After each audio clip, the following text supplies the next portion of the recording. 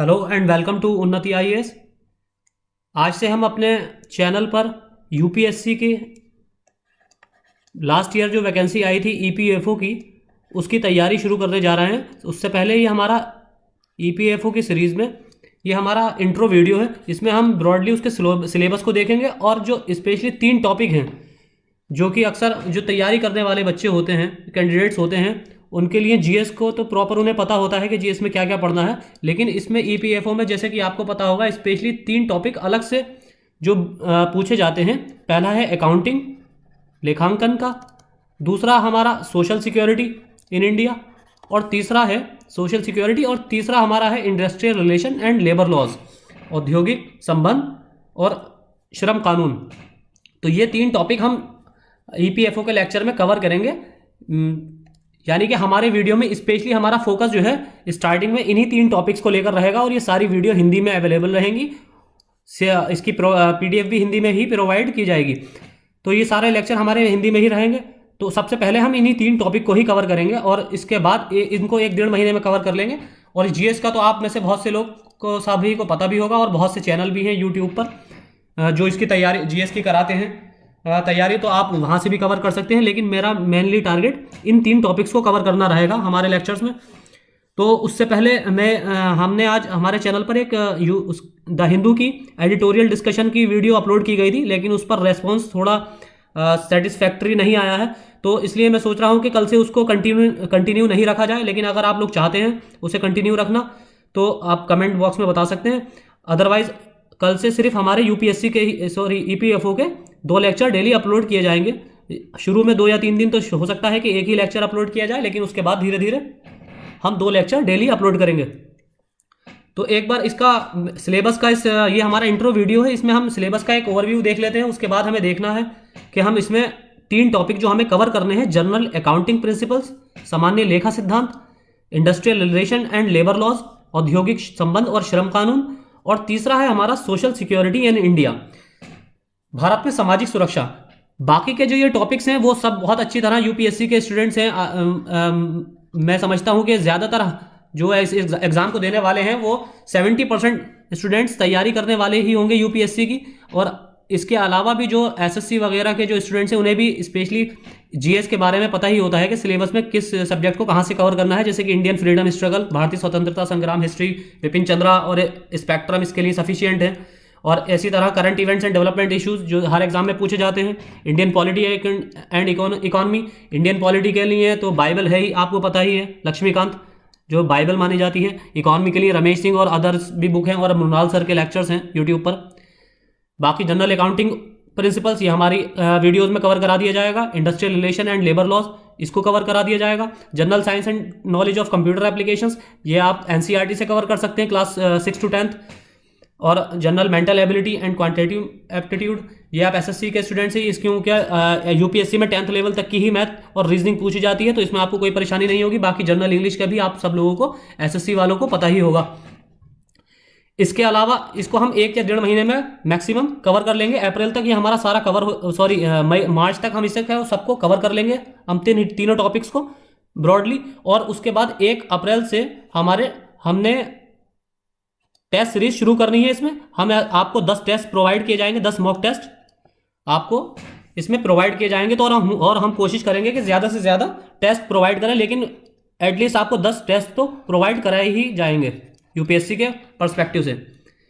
तो अब हम देख लेते हैं कि इसमें हमें इन 3 टॉपिक्स में क्या क्या पढ़ना है। सबसे पहले लेखांकन यानी कि अकाउंटिंग की बात करते हैं। तो अकाउंटिंग में हमें ये टॉपिक पढ़ने हैं: लेखा के सिद्धांत, प्रिंसिपल्स ऑफ अकाउंटिंग, विश्लेषण और रिकॉर्डिंग लेन देन, एनालाइजिंग एंड रिकॉर्डिंग ट्रांजैक्शंस, समायोजन और वित्तीय विवरण, एडजस्टमेंट एंड फाइनेंशियल स्टेटमेंट्स, लेखांकन चक्रों का समापन, completion of the accounting cycles, सहायक बही खाता और विशेष पत्रिका, subsidiary ledgers and special journals. इसके अलावा लेखा अवधारणाएं, अकाउंटिंग कॉन्सेप्ट जो है, जैसे कि separate entity concept, money measurement concept जिसे धन मापन अवधारणा कहते हैं, चालू व्यवसाय अवधारणा जिसे गोइंग कंसर्न कॉन्सेप्ट कहते हैं, दोहरे पहलू की चिंता ये ड्यूल एस्पेक्ट कंसर्न होता है, रियलाइजेशन कॉन्सेप्ट जैसे उगाही अवधारणा, फिर कॉस्ट कॉन्सेप्ट है, लागत अवधारणा, लेखा अवधि की अवधारणा, अकाउंटिंग पीरियड कॉन्सेप्ट, इसी तरह अनुकूलन अवधारणा, मैचिंग कॉन्सेप्ट, फिर लेखा सम्मेलन जो अकाउंटिंग के कन्वेंशन है, जैसे रूढ़िवाद कंजर्वेटिज्म, स्थिरता, कंसिस्टेंसी, फिर पूर्ण प्रकटीकरण, फुल डिस्क्लोजर, फिर इसमें मेटेरियलिटी है। इसी तरह औद्योगिक संबंध और श्रम कानून में हम देख लेते हैं कि हमें क्या क्या मेनली टॉपिक पढ़ने हैं industrial relation and labour laws में। जैसे औद्योगिक संबंध कोड, जैसे इंडस्ट्रियल लेबर कोड जो आए हैं, न्यू लेबर कोड जो आए हैं, उनको भी हम देखेंगे। श्रम सुधारों का मॉडल जो है भारत के संविधान में श्रमिकों के बारे में डायरेक्टिव प्रिंसिपल्स में किस तरह बताया गया है, या महिलाओं को समान वेतन के बारे में किस तरह कानूनी अधिकार दिए गए हैं, उसके बारे में हम चर्चा करेंगे। श्रमिकों के प्रावधान, महिला श्रमिकों के लिए कानून, लॉज फॉर फीमेल वर्कर्स, मातृत्व लाभ अधिनियम, maternity benefit act, Vishakha case देखेंगे इसमें हम, कारखाना अधिनियम, फैक्ट्रीज एक्ट 1948 जो है, समान पारिश्रमिक अधिनियम, इक्वल रिम्यूनरेशन एक्ट। इसी तरह भारत में ट्रेड यूनियन अधिनियम, ट्रेड यूनियन एक्ट है आपके, न्यूनतम मजदूरी अधिनियम, मिनिमम वेजेस एक्ट, और हड़ताल और तालाबंदी, औद्योगिक विवाद अधिनियम, इंडस्ट्रियल डिस्प्यूट्स एक्ट, श्रम न्यायालय, लेबर कोर्ट्स, इंडस्ट्रियल ट्रिब्यूनल्स, औद्योगिक न्यायाधिकरण, ये सारे हम ब्रॉडली कवर करेंगे। इसी तरह श्रमिक मुआवजा अधिनियम, वर्कमैन कंपनसेशन एक्ट, कर्मचारी राज्य बीमा अधिनियम, एम्प्लॉय स्टेट इंश्योरेंस एक्ट, सेवानिवृत्ति लाभ, रिटायरमेंट बेनिफिट्स, उत्प्रवास अधिनियम, इमिग्रेशन एक्ट। और इसी में आगे है असंगठित क्षेत्रों के श्रमिकों के लिए जो कानून बनाए गए हैं, जैसे कि जिसमें हमें कुछ ऑर्गेनाइजेशन भी कवर करनी है, जैसे अंतर्राष्ट्रीय श्रम संगठन, इंटरनेशनल लेबर ऑर्गेनाइजेशन, और भारत में श्रम मंत्रालय, इसके डिपार्टमेंट्स, श्रम मंत्रालय के साथ महत्वपूर्ण कार्यालय और संस्थान जो इससे अटैच्ड हैं या इसके अंडर आते हैं या जो इसके अधीन हैं, लेबर मिनिस्ट्री के श्रम मंत्रालय के कार्य देखेंगे। Work done by offices with labour ministry, chief labour commissioner का ऑफिस, क्या प्रोविजन है इसके कॉन्स्टिट्यूशन में, किस तरह इसको इनके अपॉइंटमेंट किए जाते हैं, श्रम ब्यूरो, लेबर ब्यूरो, कल्याण आयुक्त, वेलफेयर कमिश्नर्स, कर्मचारी राज्य बीमा निगम, एम्प्लॉय स्टेट इंश्योरेंस कॉर्पोरेशन, और कर्मचारी भविष्य निधि संगठन ईपीएफओ, मध्यस्थता बोर्ड जिसे employ provident fund organisation, board of arbitration कहते हैं, जिसका डिपार्टमेंट के लिए आपका ये एग्जाम होना है। इसी तरह आगे हमारा लास्ट जो टॉपिक होगा सामाजिक सुरक्षा, सोशल सिक्योरिटी इन इंडिया। जैसे भारत में सामाजिक सुरक्षा की स्थिति, status of social security in India, असंगठित क्षेत्र के लिए सामाजिक सुरक्षा योजनाएं, नई सामाजिक सुरक्षा योजनाएं। इसी तरह इसमें नई सामाजिक सुरक्षा योजनाओं में हम कवर करेंगे पेंशन, स्वास्थ्य बीमा और चिकित्सा लाभ पर जो योजनाएं लागू की गई हैं भारत सरकार द्वारा हाल ही में, विकलांगता लाभ, मातृत्व लाभ, मैटरनिटी बेनिफिट। इसमें से बहुत सी स्कीम्स आप देखेंगे सामाजिक सुरक्षा और औद्योगिक औद्योगिक संबंध और श्रम कानून, इनमें से बहुत सी स्कीम्स सोशल सिक्योरिटी के साथ ओवरलैप्स होती हैं, क्योंकि ये उसी का ही कहीं ना कहीं ओवरलैपिंग टॉपिक है।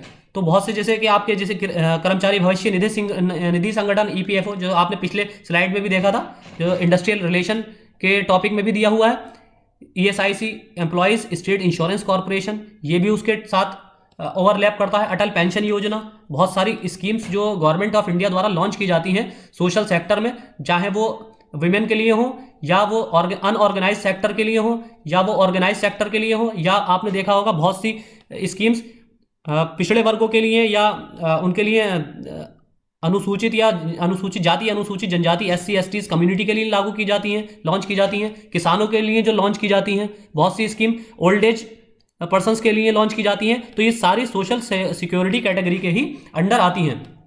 इसी तरह प्रधानमंत्री सुरक्षा बीमा योजना, प्रधानमंत्री किसान सम्मान निधि योजना, प्रधानमंत्री किसान मानधन योजना।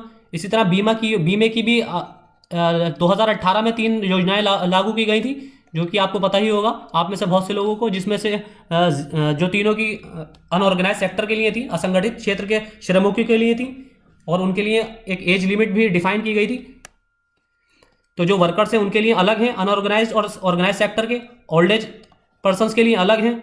इस तरह सारी स्कीमों को कवर करेंगे हम एक एक करके। फिर इसमें यह भी देखेंगे इसकी डिटेल के सामाजिक सुरक्षा का इतिहास क्या है, भारत में सामाजिक सुरक्षा किस तरह प्रदान की जाती है, क्या परिभाषा है इसकी। सामाजिक सुरक्षा के जो प्रावधान है समवर्ती सूची में, राज्य के नीति निर्देशक भाग 4 में, और इस संगठित और असंगठित क्षेत्रों के बीच अंतर, भारत में सामाजिक सुरक्षा कानून, कर्मचारी राज्य बीमा अधिनियम 1948, कर्मचारी भविष्य निधि अधिनियम 1952, ये सारे आपको देखने को मिलेंगे ओवरलैप करते हुए इंडस्ट्रियल रिलेशंस के साथ। ये सारे अधिनियम, कामगार मुआवजा अधिनियम जिसे वर्कर्स कंपनसेशन एक्ट कहते हैं 1923, मातृत्व लाभ अधिनियम 1961, मैटरनिटी बेनिफिट जो आपका इंडस्ट्रियल रिलेशन से भी कवर करता है, उपदान भुगतान अधिनियम, ये PG अधिनियम। भारत में सामाजिक सुरक्षा विकसित राष्ट्रों से अलग क्यों है, ये भी हम इसका अंतर भी देखेंगे, और भविष्य निधि के बारे में जो योजनाएं हैं या जो एक्ट हैं उसको भी कवर करेंगे। तो हमारे चैनल पर कल से ये लेक्चर अपलोड कर दिए जाएंगे। तो तब तक के लिए थैंक यू।